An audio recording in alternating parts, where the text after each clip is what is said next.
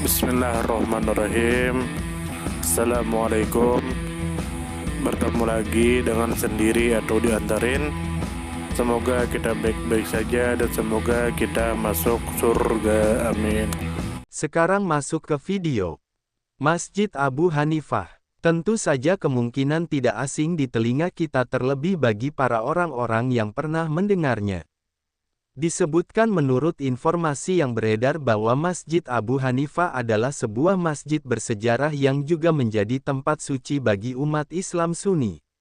Masjid ini dibangun di sekitar makam Abu Hanifah bin Nu'man, seorang ulama besar dan pendiri mazhab Hanafi dalam ilmu fikih Islam.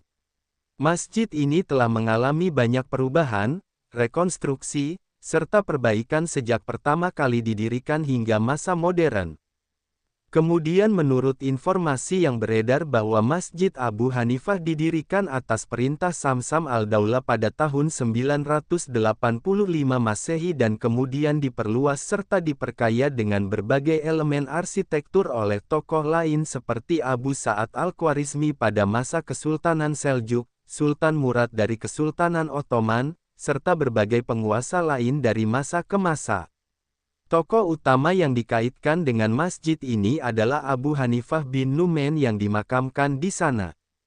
Kemudian menurut informasi yang beredar bahwa Masjid Abu Hanifah terletak di distrik Adamiyah, di Baghdad bagian utara, Provinsi Baghdad, Irak. Lokasi ini dinamakan sesuai julukan Abu Hanifah, yaitu Al-Imam Al-Adam atau pemimpin agung. Kemudian menurut informasi yang beredar bahwa masjid ini dibangun pertama kali pada tahun 985 Masehi dan mengalami beberapa fase perkembangan penting. Tahun 1066 Masehi dibangun makam dan sekolah di sekitarnya. Pada tahun 1534 Masehi masjid ini direkonstruksi oleh Kesultanan Ottoman. Tahun 1638 Masehi Sultan Murad keempat memperindah dan memperluasnya. Pada abad ke-19 dilakukan pemugaran besar, sementara pada tahun 1965 menara jam ditambahkan. Masjid ini juga pernah rusak akibat pertempuran pada tahun 2003 namun diperbaiki kembali pada tahun 2004. Kemudian menurut informasi yang beredar bahwa masjid ini dibangun sebagai bentuk penghormatan kepada Abu Hanifah bin Nu'man yang merupakan salah satu ulama paling berpengaruh dalam sejarah Islam. Keberadaan masjid ini juga menjadi pusat pendidikan, pengajaran mazhab Hanafi, serta simbol spiritualitas umat Islam di Baghdad. Kemudian menurut informasi yang beredar bahwa proses pembangunan dan rekonstruksi Masjid Abu Hanifah berlangsung panjang melalui berbagai masa. Setiap pemerintahan meninggalkan warisan arsitektur dan budaya masing-masing, mulai dari gaya Abbasiyah, Seljuk, Ottoman hingga gaya modern. Perubahan mencakup pembangunan kubah, menara, ruang belajar, benteng pertahanan, hingga hiasan ornamen pualam dan ukiran indah. Meskipun sering hancur akibat konflik, masjid ini tetap dipulihkan berulang kali oleh umat Islam dan pemerintah setempat. Dari sudut pandang sejarah arsitektur, Masjid Abu Hanifah memperlihatkan perkembangan seni bangunan Islam yang kaya. Kubah, menara, lorong dan ruang belajar mencerminkan gaya arsitektur Abbasiyah, Seljuk dan Ottoman. Keindahan pualam, mosaik, serta ukiran emas dan perak menunjukkan perhatian besar terhadap keagungan spiritual sekaligus estetika seni. Dari sudut pandang pendidikan, masjid ini memiliki nilai tinggi karena di sekitar kompleksnya berdiri sekolah imam besar yang dibangun pada abad ke-11 Masehi. Sekolah tersebut menjadi pusat pendidikan pertama di Baghdad yang mengajarkan fikih Hanafi dan melahirkan banyak ulama. Dari sudut pandang sosial, masjid ini menjadi pusat kehidupan masyarakat Adamiyah. Selain sebagai tempat ibadah, masjid juga berfungsi sebagai pusat kegiatan keilmuan, tempat perayaan keagamaan dan simbol kebanggaan masyarakat Baghdad. Dari sudut pandang spiritual, Masjid Abu Hanifah menjadi tempat ziarah umat Islam karena di dalamnya terdapat makam Abu Hanifah bin Nu'man. Ribuan peziarah datang setiap tahun untuk berdoa dan mengenang jasa beliau sebagai ulama besar yang mengabdikan hidupnya dalam pengembangan ilmu fikih Islam.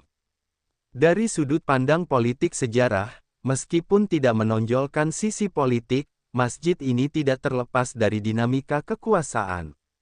Pergantian penguasa, baik Safawi, Ottoman, maupun pemerintahan modern Irak, selalu berpengaruh terhadap keberlangsungan dan kondisi masjid. Hal ini menunjukkan betapa pentingnya masjid tersebut dalam simbol identitas dan keagungan Islam di Baghdad. Dari perjalanan panjang Masjid Abu Hanifah, terdapat pelajaran bahwa keteguhan, keyakinan dan ilmu pengetahuan dapat diwariskan lintas generasi. Meskipun Abu Hanifah mengalami penjara, penyiksaan, bahkan wafat dalam keadaan sulit, ilmunya tetap hidup dan terus berpengaruh. Masjid yang dibangun di atas makamnya juga menjadi simbol bahwa warisan keilmuan akan tetap berdiri kokoh meskipun menghadapi banyak tantangan. Pelajaran lainnya adalah pentingnya menjaga warisan sejarah dan budaya. Bangunan ini beberapa kali hancur akibat peperangan, tetapi selalu dibangun kembali. Hal ini memberikan nilai positif tentang kesungguhan umat Islam dalam menjaga peninggalan spiritual dan intelektual. Abu Hanifah adalah tokoh besar dalam sejarah Islam yang patut dihormati karena keteguhan prinsipnya. Beliau menolak campur tangan kekuasaan dalam urusan fatwa meskipun harus menghadapi siksaan. Kelebihannya adalah sikap konsisten dalam menjaga kebenaran dan keilmuan. Namun kekurangannya, dalam pandangan sebagian ulama, adalah sikap keras dalam berpegang pada prinsip sehingga sering berbenturan dengan penguasa. Organisasi dan pemerintahan yang berulang kali merestorasi masjid ini menunjukkan komitmen baik dalam melestarikan warisan Islam. Namun kelemahannya adalah seringnya masjid menjadi sasaran konflik politik dan peperangan yang seharusnya bisa dihindari.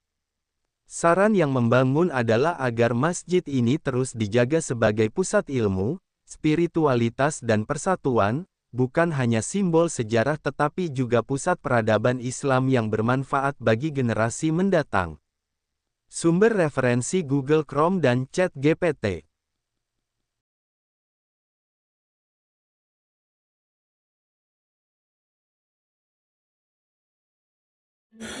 Tentu kita tahu bahwa dalam setiap perjalanan hidup selalu ada saat ketika diri kita merasa lelah, goyah, bahkan ingin menyerah. Namun di balik setiap perintangan tersembunyi peluang untuk tumbuh dan menguatkan diri kita. Hari ini adalah kesempatan baru, saat yang tepat untuk kembali menyusun niat, memperbaiki langkah, dan meyakini bahwa setiap tetes usaha tidak akan pernah sia-sia. Bangkit bukan karena tidak pernah jatuh, tetapi karena memilih untuk tidak tinggal dalam kejatuhan. Teruslah melangkah meski perlahan, karena selangkah lebih dekat adalah lebih baik daripada diam dalam keraguan. Ya Allah, ya Tuhan kami yang Maha Pengasih lagi Maha Penyayang, jadikanlah hidup kami ini sebagai ladang amal yang penuh berkah. Berikan kekuatan untuk terus menebar kebaikan di dunia. Anugerahkan kemudahan dalam menghadapi segala ujian, dan karuniakan akhir kehidupan yang baik. Lindungi diri kami dan keluarga dan fitnah dunia yang menipu. Jadikanlah akhirat kami sebagai tempat peristirahatan terbaik, dan masukkanlah kami ke dalam surga-Mu bersama orang-orang yang Engkau cintai, serta jauhkan kami dari siksa api neraka dan kemurkaan-Mu yang tak tertahankan. Kepada setiap orang yang pernah hadir dalam perjalanan ini, terima kasih atas waktu, kebaikan, dukungan, bahkan teguran. Maafkan atas setiap kata yang menyakiti, sikap yang mengecewakan, atau hati yang mungkin belum sepenuhnya mampu menjaga. Manusia tidak pernah sempurna, namun ketulusan untuk tetap terus belajar dan memperbaiki diri tidak akan pernah padam. Tentu kita tahu bahwa kebaikan tidak selalu datang dalam bentuk besar. Terkadang senyum kecil yang tulus, tangan yang ringan membantu, atau telinga yang mau mendengarkan sudah cukup untuk mengubah hari seseorang menjadi lebih bermakna. Jangan pernah kita menyepelekan kebaikan sekecil apapun, karena bisa jadi satu perbuatan kecil bisa menjadi rahmat Allah turun. Tentu kita tahu menjadi pribadi yang baik bukan berarti tanpa celah, namun menjadi pribadi yang senantiasa sadar dan ingin terus memperbaiki diri.